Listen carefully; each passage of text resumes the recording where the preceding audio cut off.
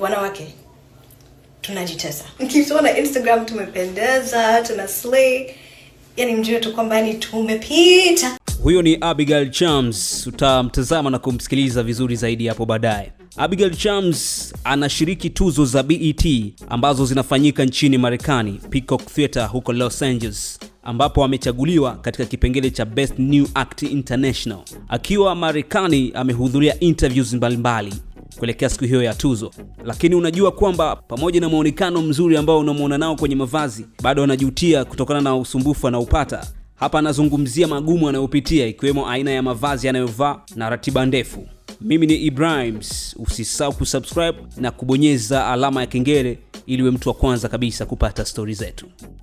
Jamani, kuna nguo nyingine kwa kweli wanawake tunajitesa. Yani kwanza kuvaa ni shida. Ukiwa unavaa ni shida. Kwa sababu kula ni shida, kuhema ni shida, kukaa chini ni shida, kushuka kwenye gari ni shida, alafu kuvua unarudi nyumbani umechoka ni shida. Why do we do this to ourselves? Yani ninavyotaka tu kuoga, kulala, yani nimechoka, ni saa sijui saa ngapi. Lakini yani kila kitu shida. Yani hata kuvua, yani I'm done with you ni shida. I say kama yote. Jamani.